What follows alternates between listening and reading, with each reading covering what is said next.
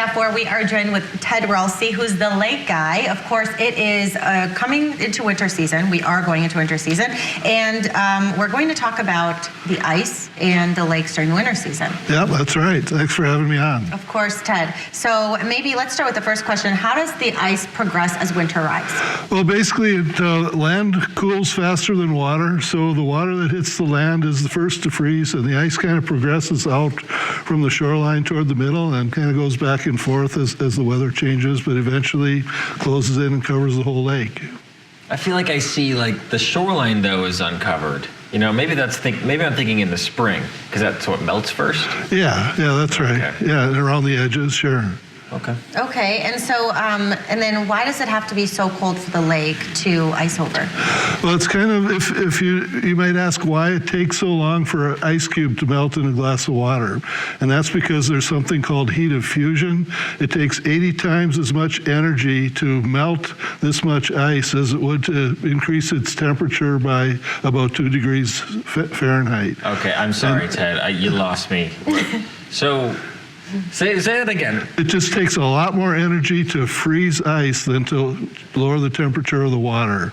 Okay, and the reverse happens when ice forms on a lake. The lake has to give up a great deal more energy to form ice than just to cool the water. Okay, so it's like it takes energy to get from 34 to 33 degrees, right? Yeah. But once you get to 32 degrees, that kind of degree requires more energy to get ice? Yes, about 80 times as much, yeah. That's like a lot of good scientifical information. Right? Scientifical? Science.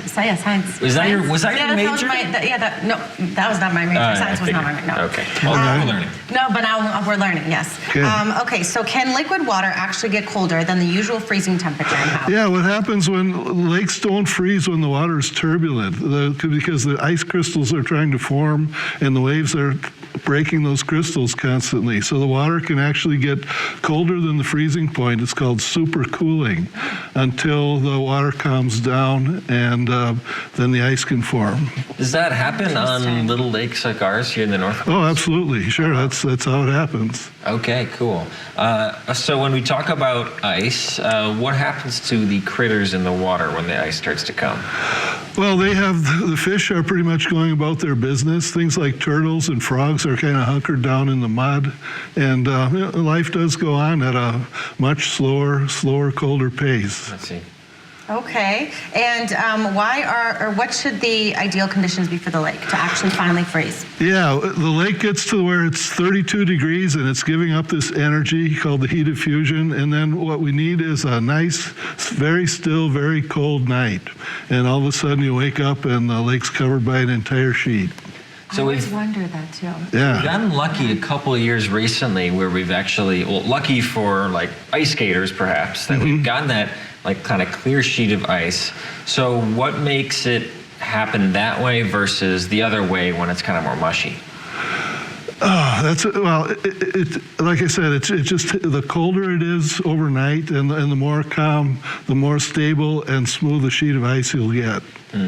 I'm also thinking about snow. If the snow is falling while it's freezing, I'm sure that's not going to make a smooth surface either. Nah, it's really, all the years that I've lived up here, we've only had one year where we got ice thick enough to skate on before it snowed. Really? I feel like I've done it twice in the last couple years. Not on my lake. Okay. It's different lake to lake. Bigger lakes generally freeze slower. Oh, so there's a difference between... Deeper lakes freeze slower than shallow lakes, things like that. Okay, so then why won't the lakes freeze when it's windy? Well, because I explained before, the ice crystals are constantly getting fractured by the wind. Yeah, and it's also, the wave action is also bringing up warmer water from below. In winter, the warmest water is really way down at the bottom of the lake, and the coldest water is on top, which is exactly the opposite of what's going on in summertime. Okay, Ted, anything else you want to say? We're pretty much out of time about here. Your book? Yeah, a lot more about lakes in winter is in my book, A Lakeside Companion, which you can get at stores like the Shade Tree in Minocqua and Mind Chimes in Three Lakes. Okay, Okay, good. well, thank you, Ted. Thank you for having me. I also enjoy it. We definitely I learned a lot. Okay. Very scientific, as you'd say. Yeah, it's very scientific. You gotta look that up. I don't know if that's a word. All right. It's my word. Okay. All right, coming up, we'll be talking about events after this break.